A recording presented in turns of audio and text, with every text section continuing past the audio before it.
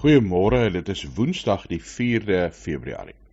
Vanoggend lees ons Psalm 1 Korintiërs 1 vers 18.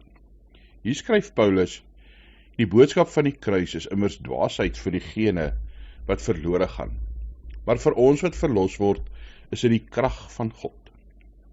'n Ongelooflike vers. Ons word geseën met die kennis van wat God in die kruis gedoen het deur Jesus Christus.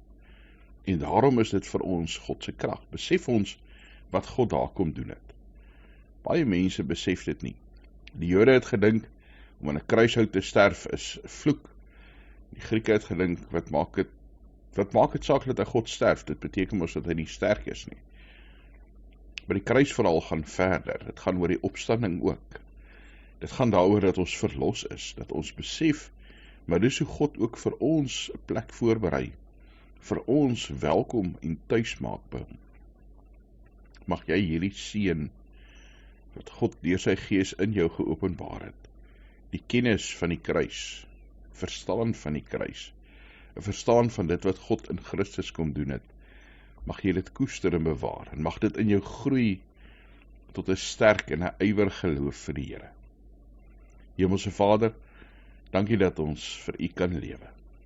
Dankie dat ons ook hierdie seëning deur U Gees ontvang het, om te verstaan waaroor Christus se kruis gaan, om te besef hoe groot U liefde en U genade vir ons is. Here, mag dit iets wees wat ons bewaar, wat ons veilig vashou in onsself, dat ons, Here, ook in hierdie wêreld met hoop, met vreugde, met krag en met wysheid sal kan optree en leef. Ons bid dit U asseblief vir ons daartoe sal toerus deur die Heilige Gees. Ons bid, Here, dat U asseblief ook vir ons sal voorsien in dit wat ons elke dag nodig het. En Here, ons bid nie net vir onsself nie, maar ons bid vir ons medegelowiges, ons families, ons vriende, dat U vir hulle ook sal bystaan in nood. Here, waar ons baie mense het wat sukkel met gesondheid, met kommer, met vrees oor die toekoms, Here, met radeloosheid oor die posisie waarin hulle bevind.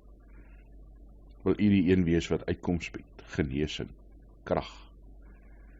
Ons staan voor U as mense wat niks het nie, maar weet dat U 'n genadige, 'n liefdevolle en 'n almagtige God is, wat ons uitnooi om vir U te sê, Abba, ons Vader, in Jesus Christus se naam. Amen.